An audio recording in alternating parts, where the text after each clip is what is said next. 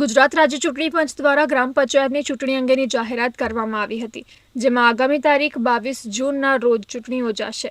ત્યારે 25 જૂનના રોજ મતગણતરી કરીને પરિણામ જાહેર કરવામાં આવશે. ત્યારે અંકલેશ્વર મામલતદાર અને તાલુકા પંચાયત કચેરી ખાતે પંચાયતી રાજની ચૂંટણીનો ધમધમાટ જોવા મળ્યો હતો.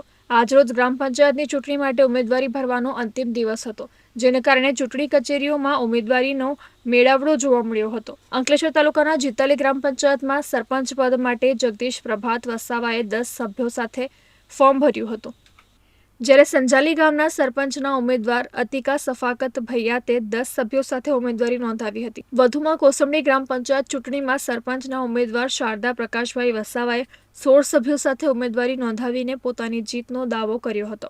અંકલેશ્વરના માંડવા ગ્રામ પંચાયતમાં સરપંચ ઉમેદવાર નવીન અર્જુન પટેલે 10 સભ્યો સાથે ઉમેદવારી નોંધાવી હતી અને ઉછાલી ગામમાં સરપંચ પદ માટે શીતલ જીતેશભાઈ પટેલે 8 સભ્યો સાથે ઉમેદવારી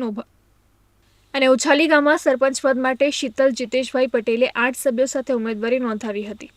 આ ઉપરાંત જીતાલી ગામમાં ઉષા કિરીટભાઈ વસાવાએ 10 સભ્યો સાથે તાલુકા પંચાયત ખાતે ફોર્મ ભર્યું હતું, તો દઢાલ ગ્રામ પંચાયતમાં સરપંચ પદ માટે સુકા ગંભીર વસાવાએ 10 સભ્યો અને માટીએડ ગ્રામ પંચાયત ચૂંટણીમાં સરપંચ ઉમેદવાર માટે પંકજ ફતેહસિંહ પરમારે 5 સભ્યો સાથે ઉમેદવારી નોંધાવી હતી.